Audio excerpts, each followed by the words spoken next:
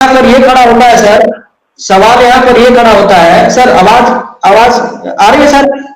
आ रही है, बोलिए बोलिए, आ रही है। अब सर यहाँ सवाल ये खड़ा होता है कि सहारा प्रॉपर्टी नहीं मिला, सहारा ने झूठ बोला, एम्बार्गो था, सर्कल रेट 90% वगैरह जो भी है कंडीशन था, और सेबी के पास क्यों नहीं गया, ये ऑप्शन कराती, सहारा की प्रॉपर्टी सेल होती। तो सर लास्ट में घुमा फिरा करके वहीं पे आ जाता है कि क्या इससे कस्टमर को पैसा सहारा दे पाती क्या, या आज भी सहारा को अगर मान लीजिए पैर और हाथ तो बांधा ही है, अगर उसको आप अब क्या उससे अब पेमेंट कैसे नहीं करवाइएगा, सहारा कैसे लोगों को पेमेंट करेगी?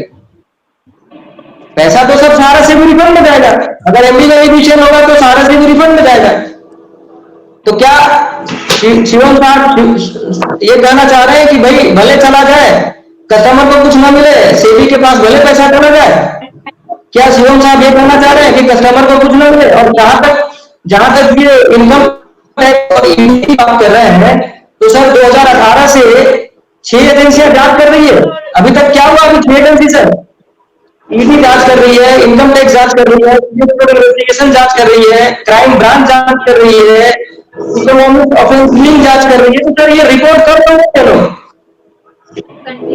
इतने सालों से क्या ईडी एक्ट के तहत क्या सहारा की इंक्वायरी नहीं की क्या आज तक?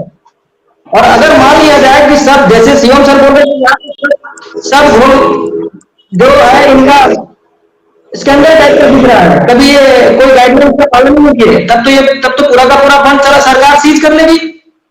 तो फिर कस्टमर को कहां से पैसा मिलेगा, कौन दिलाएगा पैसा? शिवम कुमार आप बताएं जरा, कैसे पैसा सहारा देगी, या जो आज आंदोलन कर रहे हैं लोग कहां से पैसा दिलाएंगे, कैसे दिलाएंगे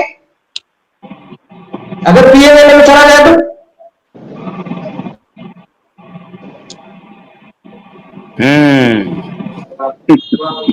शुभम जवाब दीजिए, शुभम क्या बोल रहे हैं, बोलिए।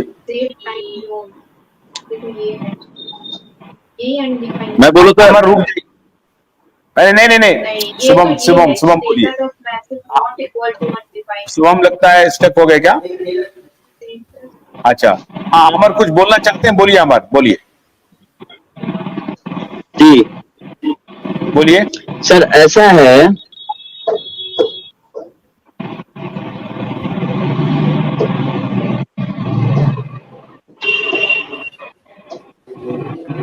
ऐसा इन्होंने काम क्यों किया पब्लिक के पैसे?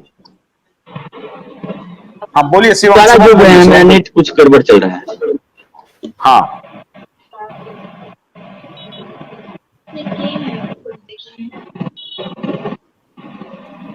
कल मैं एक और इम्पोर्टेंट बात डिस्कस करने वाला हूँ। ऐसा है, बोलिए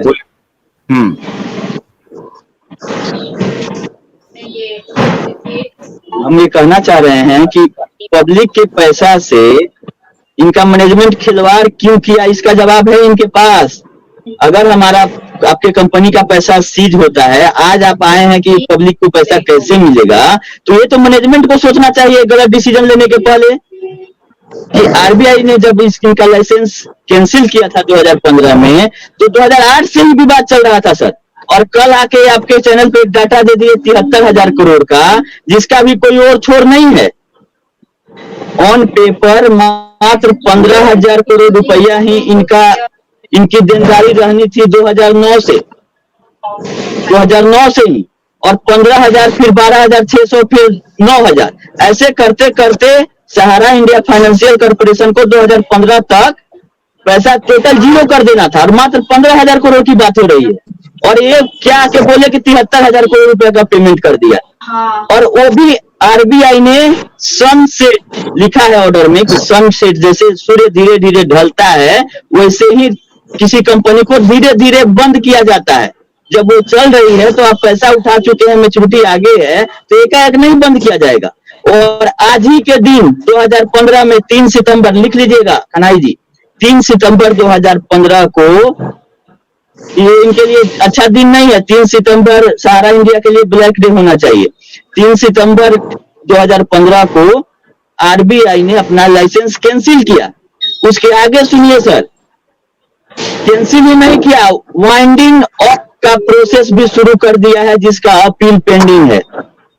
कैंसिलेशन के भी अगेंस्ट में ये अपील किए हुए हैं, और अगला कदम होता है वाइंडिंग अप, क्योंकि कैंसिलेशन के समय जो पैसा इनके पास बच गया, जिसके लेनदार नहीं आए 1086 करोड़, वो भी जाना था आपका investor education and production fund में, जिसको इन्होंने नहीं दिया। और वहां भी कपिल सिब्बल खड़ा हुए थे, इनके जो माननीय अधिवक्ता है, सीनियर एडवोकेट, वो फाइनेंशियल के मामले में इलाहाबाद हाई कोर्ट में खड़े होते हैं कि महाराज केवल 500 से 600 करोड़ की लायबिलिटी बच गई है। तो शुरू से अभी तक जब भी अंदेशा हो गया था, तो आरबीआई ने अपना लाइसेंस कैंसिल कर दिया। फिर इन्होंने आरबीआई को स्किप करते हुए, सेबी से बचते हुए, किसी दूसरे कंपनी में ये 40,000 करोड़ उठाने के लिए शुरू कर दिए थे, जिसमें एक कंपनी में 19,000, दूसरे में 5,000 उठा चुके थे। तो इनको डर क्यों लग रहा था आरबीआई और सेबी से परमिशन लेके? आज अगर आरबीआई और सेबी से परमिशन वाली कोई कंपनी रहती तो उसका पैसा डूबता नहीं। और इन्होंने कमजोर करी देखा, सोसाइटी वहां पे चले गए। सोसाइटी का सिस्टम उतना तगड़ा नहीं होता है। आरबीआई में आपका मंथली क्वार्टरली इंस्पेक्शन चलते रहता है कि आप कुछ गड़बड़ी करें तो तुरंत पकड़ लिया जाए। यहाँ तो सोसाइटियों का गड़बड़ी करके क्या सब कुछ खत्म करके तब पता चलता है कि गड़बड़ी हो चुका है। तो वहां से रोकने की इनको कोशिश भरपूर की है आरबीआई ने और सेबी ने, लेकिन बावजूद उसके ये देश से 1 लाख करोड़ उठा के बैठे हुए हैं। अगर उस समय नहीं रोक लगा रहता तो ये देश का 10 लाख करोड़ से ऊपर पैसा उठा के और लोगों को फंसा देते। शुक्र मनाइए सेबी का और आरबीआई का, जो कि समय रहते हुए इन पे पाबंदियां लगाना शुरू किया, लेकिन जमाकर्ता और एजेंट जो थे वो इसका अनदेखी करते हुए आगे काम करते गए। इस सब आदेशों का जो कि पब्लिक डोमेन में है, और सेबी बोल रही है कि ये ग्रुप खतरनाक है, इससे बच के रहिए आप लोग। बावजूद इसके लोगों ने इसमें इन्वेस्ट कर दिया, और ये सारा पैसा तहस नहस जो बोला जाता है ना, वो तहस नहस कर दिए, और इसके बस में आज नहीं है। कपिल सिब्बल के अलावा ये कुछ कर भी नहीं सकती है मार्केट में। चाहे संपत्ति बेचने से रिलेटेड हो, आपका संपत्ति को कोई और बेची, नीलामी हो, 10 साल बाद आप जाए और बोले कि और हमको समय चाहिए। अभी ये प्लान बताएंगे अगले इसमें। हमारे कुशवाहा जी जुड़ गए हैं, सुप्रीम कोर्ट में वो थे, तो हम ये जरूरी समझ रहे हैं कि उनसे अपडेट लिया जाए कि क्या क्या हुआ। हम लोग तो जो सोशल मीडिया पे उस पर डिबेट कर रहे हैं। आज का अपडेट हमारे कुशवाहा जी जुड़े हुए हैं, नागेंद्र कुशवाहा जी, इनके द्वारा भी रीट फाइल किया गया है। तो अपडेट ये दे दें देश के लोगों को। काफी लोग इंतजार कर रहे हैं कि क्या हुआ। इनका तो दूसरा केस है कुशवाहा जी, नहीं वो केस दूसरा, नहीं वो दूसरा नहीं, इसी में अटैच है सर, सहारा सेबी में अटैच नहीं, सहारा सेबी में इनका रीट एप्लीकेशन इसी में अटैच है सर, सुबह इसी में अटैच है। अशोक जी, हाँ बोलिए।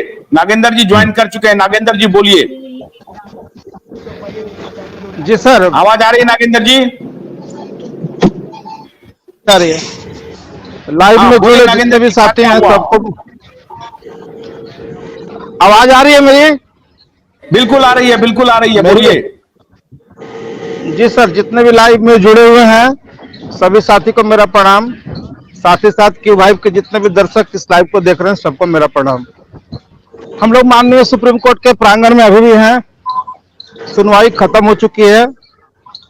आज लगभग 100 आईए पर सुनवाई हुआ है, और इस केस में जो सहारा सेबी कंटेम्प्ट केस है उसमें लगभग 200 से ज्यादा आईए फाइल है। सारे आईए को बारीकी से सुना जा रहा है, और अभी तक जब हम लोग कोर्ट रूम के अंदर में थे किसी भी आईए में इनको रिलीफ नहीं मिला है। सब में इनको फटकार मिला। अंत में गुस्सा करके माननीय कपिल सिब्बल जी कोर्ट रूम से बाहर चले गए, और सहारा से भी कंटेम्प्ट केस जो था उसमें भी आज इनको जबरदस्त फटकार लगा। और कुछ लोग जो हैं जिनसे तो हम बात भी नहीं करना चाहते, थर्ड क्लास लोगों से, उनको शायद पता नहीं है कि ये जो एम्बार्गो लोग चिल्लाते हैं उसमें भी आज माननीय सुप्रीम कोर्ट के चीफ जस्टिस साहब हैं, उन्होंने कहा कि सहारा की संपत्ति को बेचने पर रोक कहाँ है। किसने कहा कि संपत्ति नहीं बिकेगी? सर्किल रेट 10% माइनस प्लस हो सकता है, 10% नीचे से भी अगर होता है तो भी प्रॉपर्टी बेच सकते हैं। कौन रोका? कोर्ट का आदेश का पालन क्यों नहीं हो पाया? इस पर काफी माननीय संजीव खन्ना सर और बाकी जजेज बहुत नाराज थे और कोई भी बात माननीय कपिल सिब्बल जी का वो सुन नहीं रहे थे। बहुत ज्यादा डिस्प्यूट था। कल भी सुनवाई होगी और उम्मीद है कि परसों भी होगी, क्योंकि विश्व भारती जन सेवा संस्थान की ओर से जो रीट याचिका लगी हुई है, तो अभी रीट पर सुनवाई नहीं हुई है। कल इसकी सुनवाई हो सकती है, कल नहीं भी हो सकती है, क्योंकि अभी भी बहुत सारे आईए खोज करना है। तो यहाँ आने के बाद हम लोग तो समझते थे कि सहारा के जो सीधे साधे डिपोजिटर जो गांव घर के रहने वाले हैं उनके साथ ही स्कैम हुआ है, लेकिन ऐसा नहीं है। जो देश के प्रॉपर्टी डीलर हैं, जो सहारा में घर खरीदने का सपना पाले हुए